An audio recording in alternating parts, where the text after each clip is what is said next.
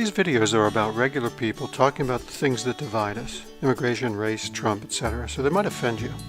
But I hope they're useful, like some videos I made about home repairs that help thousands of people. You see, I hate doing my own home repairs. I don't want to listen to a professional home repair guy who makes it look easy. TV pundits give me the same vibe. I don't want to listen to these people. When you see them on TV, they're at work. It's their job to talk about this stuff. They're not really interested in learning from each other and fixing the problem. They sure don't ask the questions I would ask. So me and my brother, who is himself progressive, we drove to 22 cities and interviewed dozens of people who support progressive causes.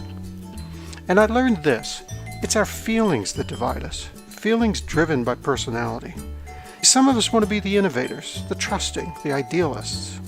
Some of us want to be the managers, the cautious, the realists. And each of us builds a fortress around our feelings that you can't break through with facts and arguments. But maybe we shouldn't try. Apparently, evolution or God or whatever made us this way for a purpose. I think that purpose is that we need each other to get the full picture.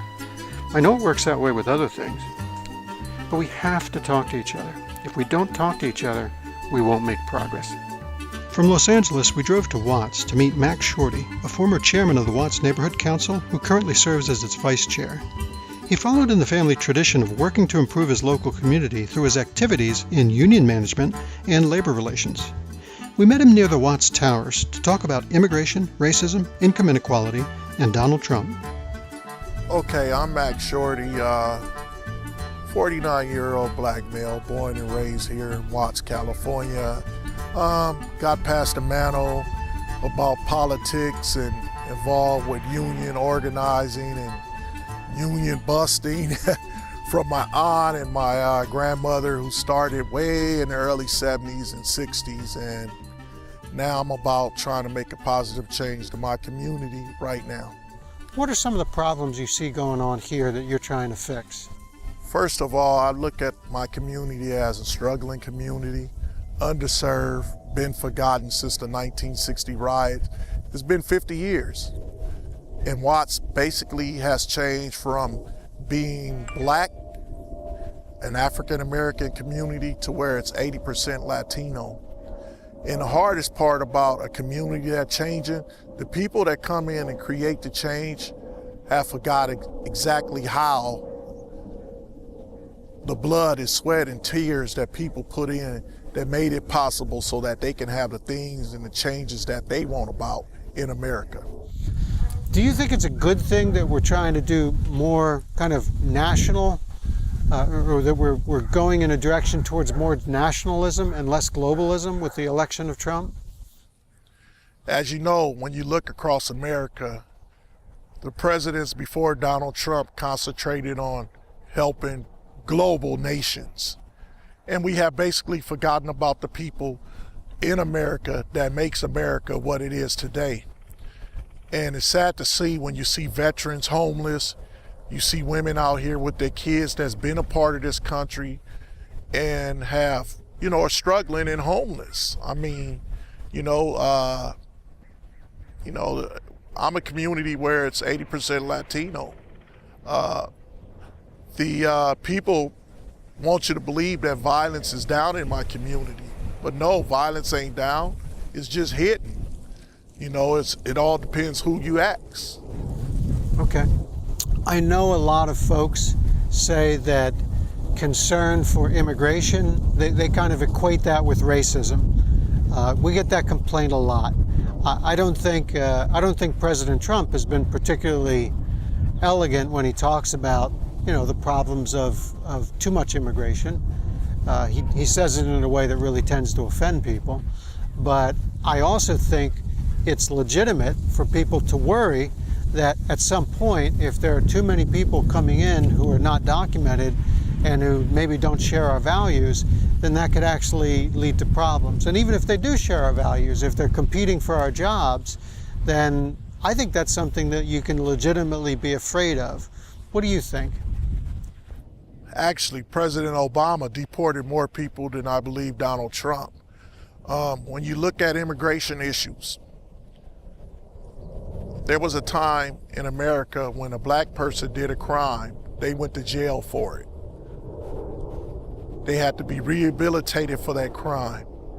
They had to seek out some justice for the injustice that they created. When I look at the immigration issue, I mean, I can't agree with what he says, but looking at a community where it's mostly 80% Latino and maybe 50% of them are illegal, I have to ask myself that question.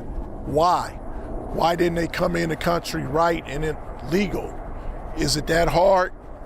Is it really that hard to seek out proper documentation, proper citizenship status? No, it's not. You know, they created a crime. You committed a crime by coming into our country illegal. How do we address that? We address that by giving you a chance to remedy your situation. And I believe the only reason why Donald Trump is being misunderstood about the way he's going about it is because simply it's his tone and his demeanor in which he says it. But what he's saying is a lot of things that a lot of Americans wants to hear. You know, we want to be safe in our country. We want to know that the people next door to us did the same thing or doing the same thing, paying their tax dollars and appreciating their country and just not here taking from our country. Okay, great. What do you see? Because all of a sudden Black Lives Matter has been now described as the most successful organic activist effort in like recent memory. And is that helpful for what you're trying to do here in Watts? Is that unhelpful? Is it something you think that's, been overblown, or what's your opinion? It's a great movement. Would it be beneficial here in Watts? Watts is only 2.12 miles big. Just some weeks ago, I was attacked in my community. Just a few weeks before that, I had a police commission hearing meeting take place here in Watts, and they were heckled and everything by Black Lives Matter. Then I found myself in a situation where I needed help from the police. I was attacked by a group of people I didn't know. I called the police department for help. We called from our church phone for help. Help never came from the police department. I was run over by a car, beat in the head with a chair. So yes, Black Lives Matters do matters, because at a point in time when I was against it, it didn't matter to me until my life was put in jeopardy by the police department and by just being a concerned citizen and a member of my community. Black Lives Matters everywhere. Every life should matter. Just not black, but every life. Another thing that you hear a lot of people talking about now is income inequality. Do you think income inequality is a problem here in America? Well, when we begin to address income equality, how can you address an issue like that when former presidents before Donald Trump shipped most of our jobs out of the country, made other countries better than ours? When there used to be a time when you brought something that said made in America. Nowadays, when you go to buy something, it don't say made in America. My flat screen TV come from another country. My car parts come from another country. So yes, I love to see America become great again. We deserve it. It's about time that somebody put a foot down and said, hey, let's make America great again. When I look at making America economy great again, that's for everyone. That's an American citizen. It's a right. If I was elected president of the United States of America, my number one job would be to make my citizens my number one priority, meaning that they should have a significant enough income to take care of their families. They shouldn't have to wonder or go about living paycheck to paycheck, food bank to food bank, house to house, renting month to month. America is one of the richest countries in the world, but yet we're at the bottom when it comes to income equalities, health care, different issues that just needs to be addressed. And it's about somebody getting sick and tired and addressing these issues. Me, myself, I'm about dialogue. Bringing people to the table. Let's sit down and discuss how do we make America great again. It's not about white supremacy. It's not about black supremacy. It's not about brown supremacy. It's not about China being over America. It's not about Korea being over America. It's about America taking care of America. The issues I'm dealing with here is I have a bunch of homes that's owned by Latino people who are in fear of renting to black families. I'm baffled by it because these same black families paved the way. Our loved ones died in these homes they're living in. We paved the way for them to come over to this country and be successful. And you ask yourself, are they the ones living in the low income disparities? No, because you know why? They know how to get up every day and go about hustling where it's underneath the radar where the government is not detecting them. So a lot of our American dollars are being shipped out of this country. You can find yourself at any check cashing place on a Friday or Saturday, and you find Mexican Americans or Mexican citizens shipping our almighty dollar to wherever country or wherever nation they're from. And it bothers me because as a person who's born and raised in America, I don't have anyone to ship my money to. I don't have a choice about where I go and spend my dollar. If they the local store, I have to spend my dollar with them. Do I care about where my dollar's going? Hell yes, I do. And I'm about making America great again. I mean, that doesn't make me a supremacy. That doesn't make me a black supremacist or white supremacist. It makes me a concerned citizen about making sure Johnny Joe, who lives next door, is able to get that job paying $17, $18 an hour to raise his children. It's about Jose, who happened to be Mexican American, whose grandfather, who probably fought for this country in Vietnam, he's probably feeling the same way I'm feeling. He's wondering what the hell is going on in this country too. So it's about making America great again. It's not about supremacy. Because a white man happened to say, let's make America great again.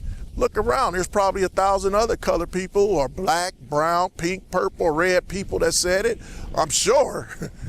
What do you think is, I guess, the remedy for past, the past offenses, the past illegalities where we didn't give people the GI Bill, where we redlined people in certain neighborhoods? Do you think what's the best way to get past that? Me, myself, I feel like it's a disease within you that needs cleansing. You need to give those troubles that's bothering you to the Lord. My grandfather served in Korea, Vietnam. He was one of the first black staff sergeants for our country. And I look at my second grandfather. My step-grandfather served his country in the Navy. Both of them were buried with honors. One more could I ask. My grandfather owned a gas station right here in Watts on Imperial and Wilmington. Did that make us rich? No. My grandfather decided to sell his Porsche to his partner. There was whatever issues my grandfather had. But who am I to question what his reasoning for it?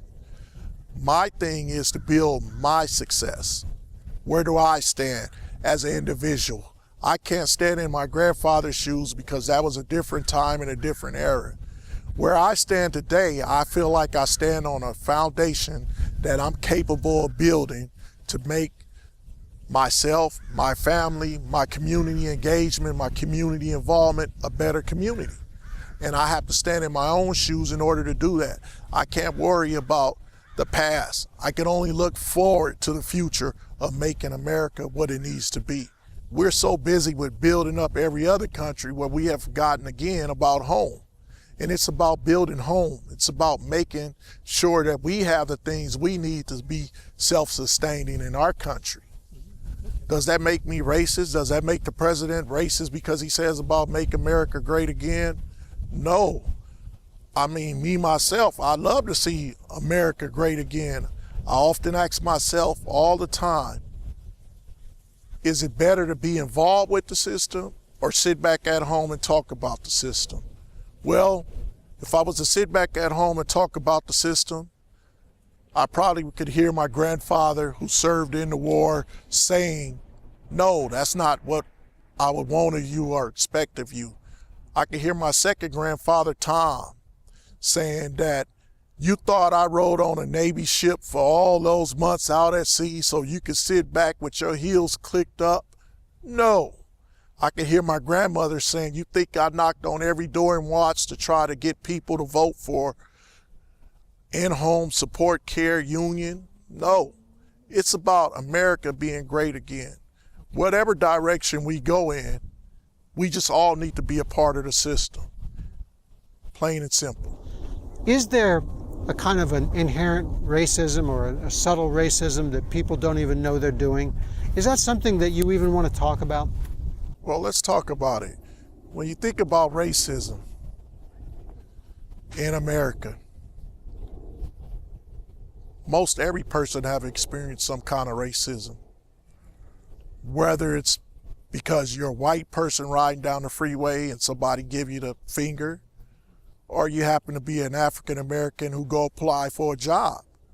But when you think about racism, once again, we're talking about a disease that's been embedded in people.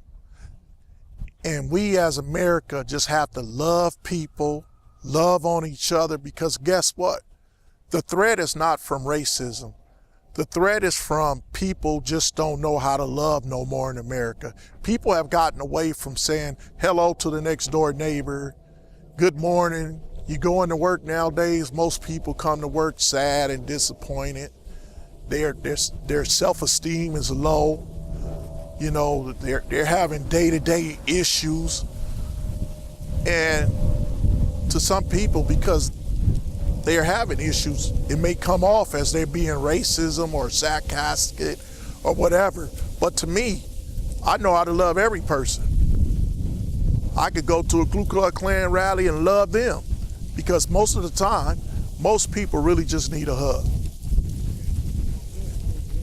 Is there anything you wanted to talk about that we didn't get to?